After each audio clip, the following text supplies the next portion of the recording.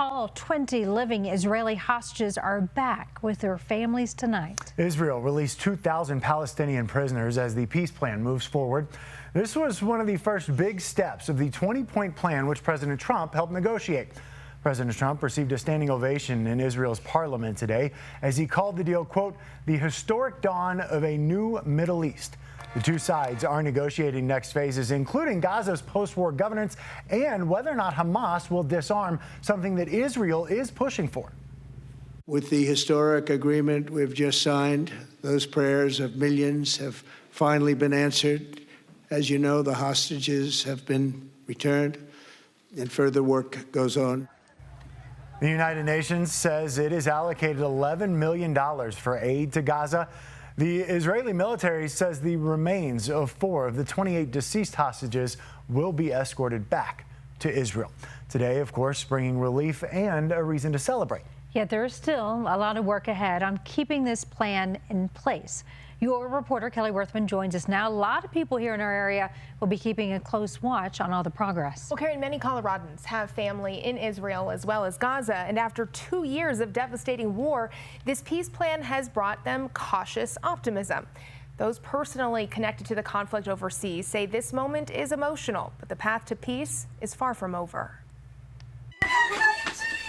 20 Israeli hostages freed, back in the arms of their loved ones. Many of us were up all night watching the live footage. The emotional reunions being felt beyond the Middle East. Senior Rabbi Elizabeth Sachs of Temple Emmanuel Denver says many in her community are feeling joy and relief. Anytime we see families hugging their loved ones, there is great joy. For others, it's a long-awaited breath, but not yet a full exhale. We are glad that we're seeing the hostages from both sides being released. From the Palestinian side, there's still many of them that are detained. As part of the peace plan, hundreds of Palestinian prisoners are being released to their families. Rima Wadan, who has relatives in the West Bank, says thousands, though, are still in captivity, and she can't help but think of the children impacted by the war. The hope and relief is that they're going to get basic of human rights, basics of food, water, and medical aid. The pain of war is, of course, still raw, but here in Denver, voices from both communities are finding common ground in hope, healing, and the belief that peace begins by showing up for one another. We all collectively have one unified voice for humanity, for peace, for prosperity, and that looks like holding countries accountable. There is so much solidarity, and there is so much hope that we can lift each other up together, but it's going to take time. And while the peace plan does mark a significant step forward, fear does remain.